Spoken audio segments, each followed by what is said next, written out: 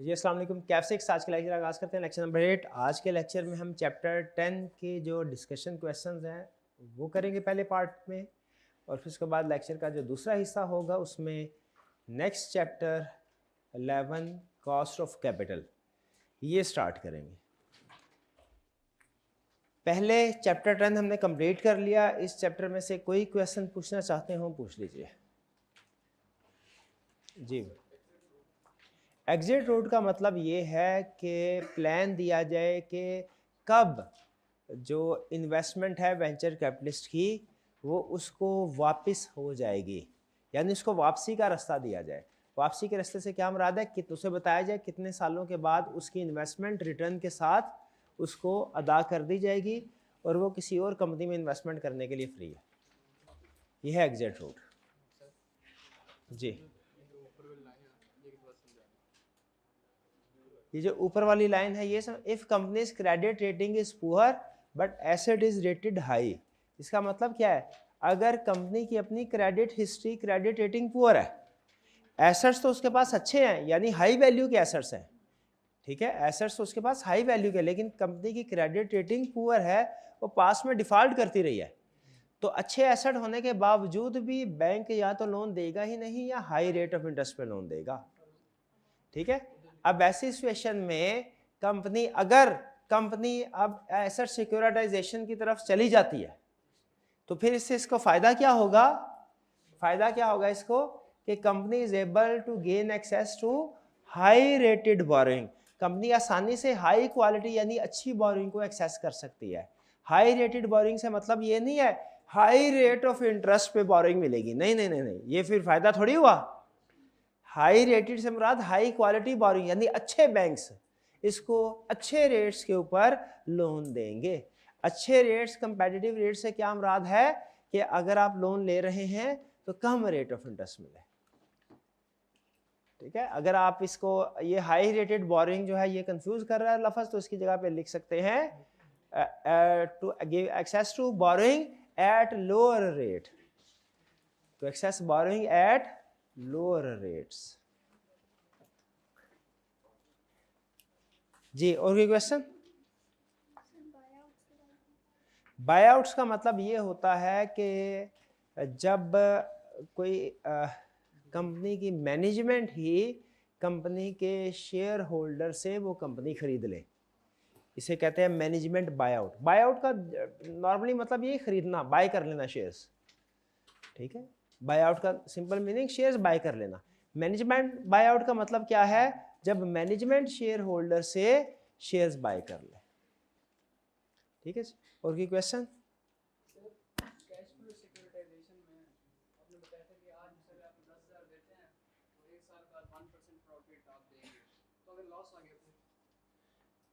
जी, future flow securitisation में agreement होता है कि जी प्रॉफिट की परसेंटेज दी जाएगी, लेकिन अगर लॉस आ गया तो इसका मतलब फिर उन्हें कुछ नहीं मिलेगा, इन्वेस्टमेंट ज़ाया हो जाएगी।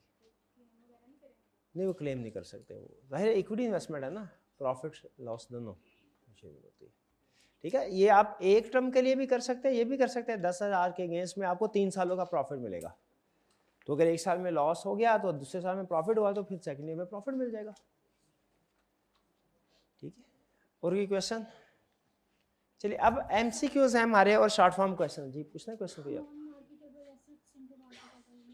नॉन मार्केटेबल एसेट्स ऐसे एसेट्स को कहते हैं जिनको आप मार्केट में जाके फाइनेंसिंग अरेंज नहीं कर सकते, पैसे इकट्ठे नहीं कर सकते उनसे, ठीक है। बेच के तो इकट्ठे कर ही सकते हैं।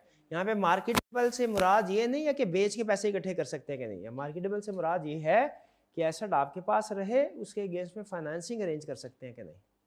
तो नॉर्मली जो हमारे पास एसेट नहीं कर सकते, लेकिन ये जो एसेट सिक्योरिटाइजेशन है इसके ज़रिए से हम वो नॉन मार्केटेबल जो हमारे पास एसेट्स होते हैं उनसे कि हम फाइनेंसिंग अरेंज कर सकते हैं, उनके बदले में एसेट भी हमारे पास रहेगा और हम उनके बदले में पैसे भी इकट्ठे कर लेंगे।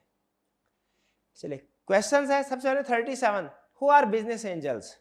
इन्वेस्टमेंट बैंक्स है या वेल्थी इंडिविजुअल्स? वेल्थी इंडिविजुअल्स, शाबाश। इन्वेस्टमेंट बैंक्स नॉर्मली कौन होते हैं?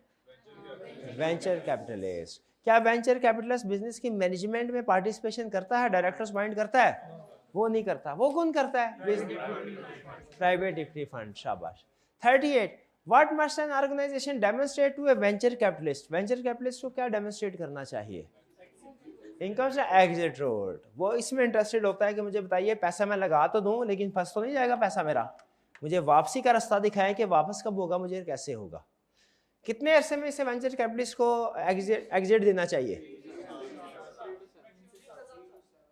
3 से 7 साल।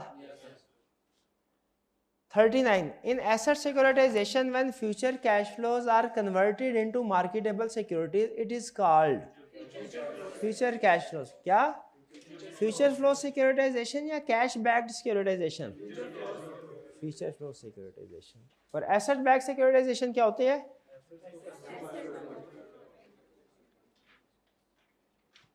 Forty describe the primary difference between business angel and venture capitalist. Primary difference है बिजनेस एंजल इंडिविजुअल्स हैं और वेंचर कैपिटलिस्ट नॉर्मली ऑर्गेनाइजेशन या इंस्टीट्यूशंस हैं। List down 2 benefits of asset securitisation.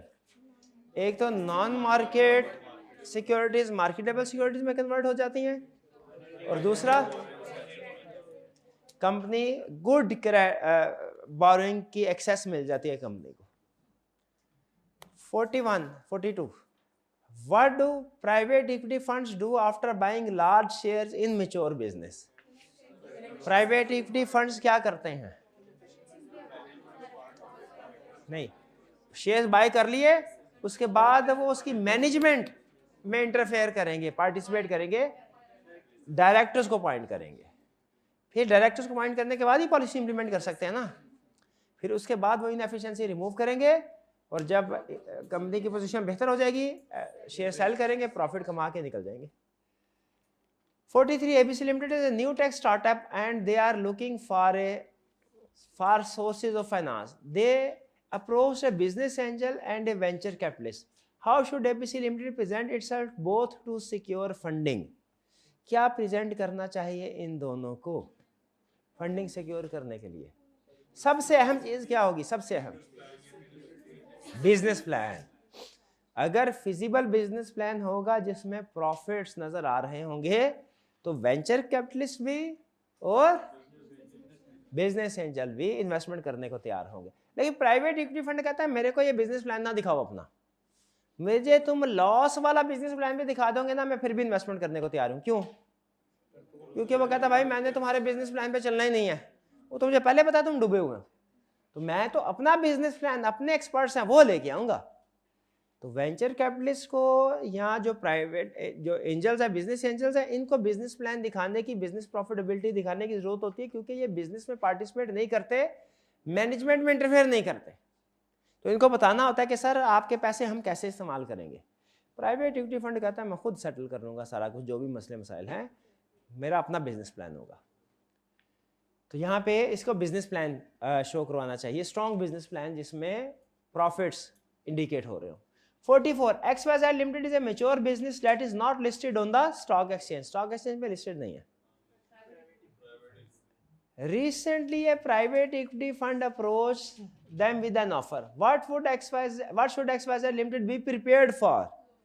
Private equity fund आई उसे किस लिए तैयार रहना चाहिए कि कंपनी पैसे मिल जाएंगे, कंपनी हाल से गई, क्योंकि कंट्रोल वो खुद संभाल लेंगे।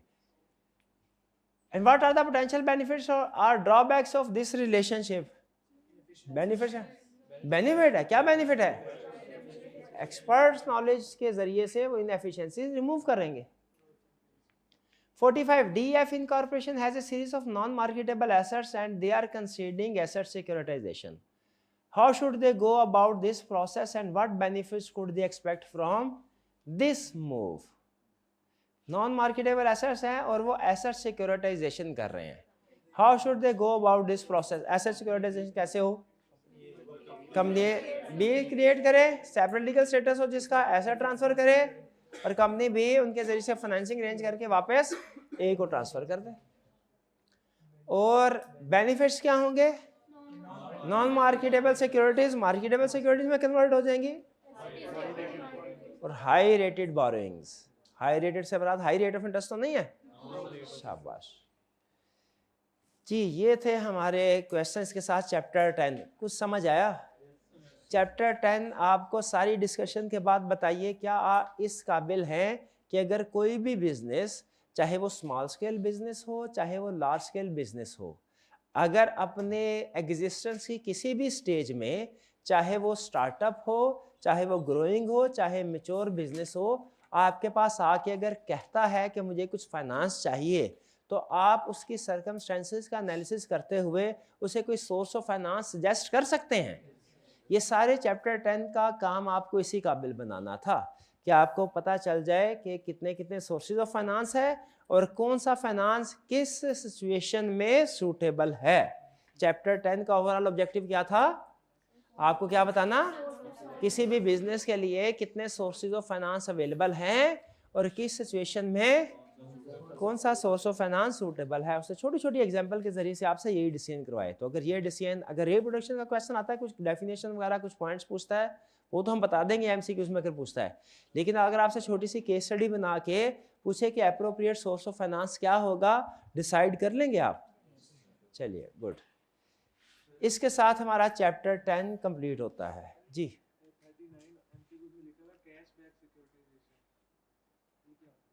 39 एमसीक्यूज में लिखा हुआ कैश बैक। कैश बैक कोई सिक्योरिटाइजेशन है ही नहीं, इसलिए तो गलत है।